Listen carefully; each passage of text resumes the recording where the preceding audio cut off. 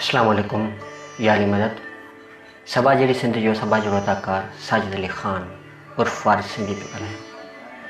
तमामु दोस्तनि जो चवणु इहो आहे त शायदि साजिद अली साहब उर्फ़ वारिस सिंधी अदाकारी छॾे चुको आहे, त ईअं बिल्कुलु न आहे। ऐं अदाकारीअ सां मुंसलिक आहियां ऐं हींअर मुंहिंजी 3 फिल्मुनि जी रिकॉर्डिंग हलंदड़ आहे माशाअल्लाह सां। ऐं अदाकारी मतिलबु कुझु चवणु इहो चाहींदुसि त जॾहिं अदाकारी जे शौक़ में आऊं उस्ताद नादिर बलोच साहब वटि सिखणु वियुसि त उस्ताद मूंखे ॿिए खां वठी ये ताईं अदाकारीअ जा अखर सेखारिया। त उस्ताद खां मूं इहो हिकिड़ो सुवालु कयो त उस्ताद तव्हां ॿिए खां वठी ये ताईं मूंखे इल्मु त सेखारियो, पर तव्हां हिन जी अलिफ़ छो न सेखारियो? त उस्ताद चयो, पुट तूं हिन ॻाल्हि खे छॾे ॾे, कुझु वक़्तु तूं पंहिंजो कमु कर, बसि हिन ॻाल्हि खे तूं छॾे ॾे। ॿिए खां वठी ये ताईं जेको मूं तोखे इल्मु सेखारियो आहे तूं हुनखे इस्तेमालु कर। त ॿिए खां वठी ये ताईं जॾहिं आऊं इहो इल्मु सिखी ऐं बाक़ाइदे फील्ड में करणु लॻुसि, कमु करणु लॻुसि, स्टेज ड्रामा, टीवी ड्रामा करणु लॻुसि, या प्राइवेट जेके सो फिल्म प्रोडक्शन्स में आऊं कमु करणु लॻुसि, त मूं में भरपूर हिकिड़ो टैलेंट अची वियो। त ईअं सम्झो जो आऊं उॾामणु लॻुसि हवा में। त उस्ताद मूंखे चयो त बसि ॿिए खां वठी ये ताईं तो वटि इल्मु आयो त तूं एतिरो पाण खे सम्झणु लॻो ई। जेकॾहिं अलिफ़ जो तोखे वज़न ख़बर पइजी वञे न त तुंहिंजो शर्म खां नज़रूं झुकी हेठि थी वञे। उस्ताद खे मूं चयो 2-2.5 सालनि खां पोइ मूं चयो, उस्ताद मूंखे ॾाढी काफ़ी सिकत ऐं इहो आऊं अलिफ़ सिखणु चाहियां थो। हिन अलिफ़ में अहिड़ो छा आहे जेको मूंखे सम्झ में नथो अचे, ऐं हेतिरे इल्म जे हुअण जे बावजूदु बि अलिफ़ लाइ आऊं तरसां पियो, सिका पियो। छा आहे अहिड़ो अलिफ़ में जेको तव्हां मूंखे सेखारियो नथा, या तव्हां चओ था न वज़न तव्हां खां बर्दाश्त न थींदो? बहरहाल जॾहिं उस्ताद नादिर बलोच साहब मूंखे अलिफ़ जी परख कराई ऐं आहिस्ता आहिस्ता अलिफ़ जी गहराई में पहुचण जी कोशिशि कई, त सिखण त अदाकारी वियुसि, पर अलिफ़ जी जेॾी महिल गहराईअ ते पहुचंदे मूंखे इहो महसूसु थियो त अलिफ़ में हिकु त अलाह आहे, अलाह जो हबीब आहे, पंतन पाक आहे, ऐं सूफ़िया कराम अलाह वारा आहिनि, ऐं अलाह जो इश्क़ आहे। ऐं एतिरो हुन जी गहराई में घिरी वियुसि जो सिखणु वियुसि, अदाकारी पहुची वियुसि अलाह वारनि वटि। मूंखे ॻाल्हि सम्झ न आई, बिल्कुलु तवाई थी वियो, सम्झ में न अचे ॻाल्हि। उस्ताद नादिर वटि वियुसि, मूं चयो, उस्ताद हीअ त अलिफ़ जो वज़न त इलाही ॻरो आहे, मूंखे सम्झ में कोन पियो अचे अदाकारी सिखणु आयो आहियां या किथां खां केॾां पहुची वियो आहे। त उस्ताद चयो त बाबा हीअ अलिफ़ अहिड़ी शइ आहे जो हर कंहिंखां बर्दाश्त न आहे थींदी।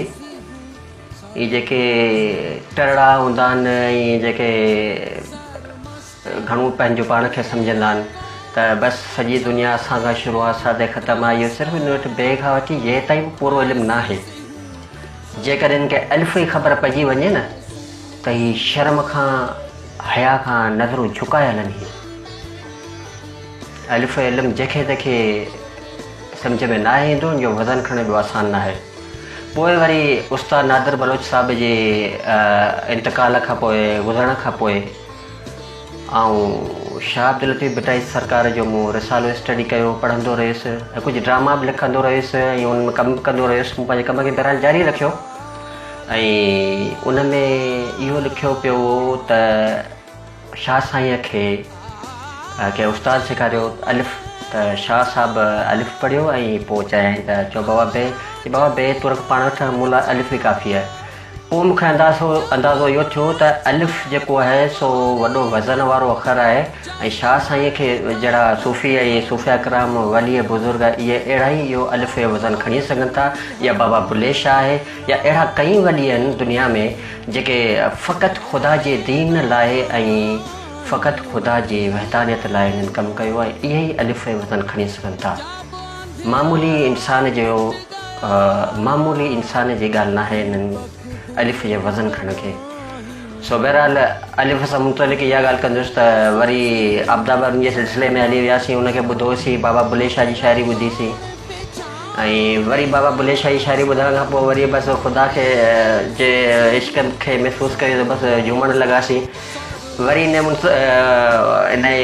मुतलिक़ ॻाल्हि कंदुसि त आबदा परवीन जे गाननि जे हिसाब सां उस्ताद डायरेक्टर उस्ताद मोहतरम गुल हसन गुल साहिबु जे माशाल्लाह आबदा परवीन जे गाननि जी डायरेक्शन कई सिंध टीवीअ जे गाननि में, ऐं बहितरीनु उस्ताद, बहितरीनु डायरेक्टर, बहितरीनु अदाकार ऐं प्लस में कॉमेडी सिंगर ऐं पॉप सिंगर आहिनि। हुननि सॼी उमिरि जफ़ाकशी कई आहे। हुननि जी तक़रीबन 60 खां 65 साल उमिरि आहे ऐं मुंहिंजे ख़्याल में घटि उन्हनि 45 साल कमु कयो आहे फील्ड में।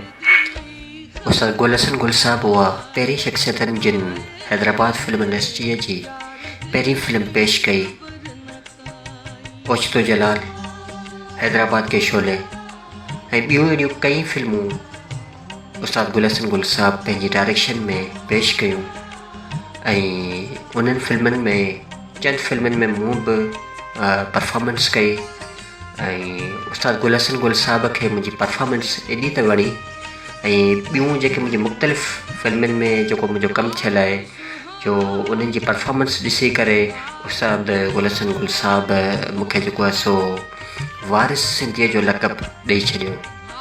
साजिद अली ख़ान त नालो मुंहिंजो हलियो पिए, पोइ उस्ताद फरमायो त बाबा तुंहिंजो जेको आहे सो लक़ब आहे वारिस सिंधी। तुंहिंजूं जेके फिल्मूं आहिनि माशाल्लाह हैदराबाद में ई न बल्कि पूरी सिंध में जेके नंबर 1 फिल्मूं आहिनि वॾनि अदाकारनि जूं, त अलस्ती उन्हनि फिल्मनि जे में उन्हनि खे शुमार करे सघिजे थो। अलस्ती माशाल्लाह सुठो नालो कमायो आहे। उस्ताद गुल हसन गुल जी वॾी महिरबानी जो मुंहिंजे मुंहुं नाचीज़ लाइ इहे लफ़्ज़ इस्तेमालु कया। सो बहरहाल वॾो थोराइतो आहियां उस्ताद गुल हसन गुल साहिब जो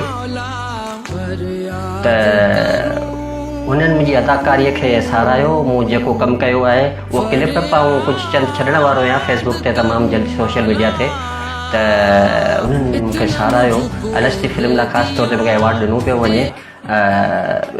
जेको आहे सो 1 डिसंबर जुमे जे ॾींहुं शाम जो तक़रीबन इहो 7 खां वठी राति जो 12 बजे ताईं शो हलंदो, त सभिनी दोस्तनि खे आउं दावत ॾींदुसि त जेको अचणु चाहे थो अची वञे हिन शो में। ऐं अवॉर्ड रखियल आहिनि, हुन में मुस्तफ़ा कुरैशी साहिबु पाकिस्तान जो बहितरीनु अदाकार, सीनियर अदाकार, मोस्ट सीनियर, ऐं कराचीअ जा कुझु सीनियर अदाकार ईंदा ऐं सिंध जा जेके आहिनि बहितरीनु अदाकार उन्हनि जा अवॉर्ड रखिया विया आहिनि ऐं मूं नाचीज़ जो बि उन में अवॉर्ड रखियो वियो आहे बेस्ट एक्टर जो।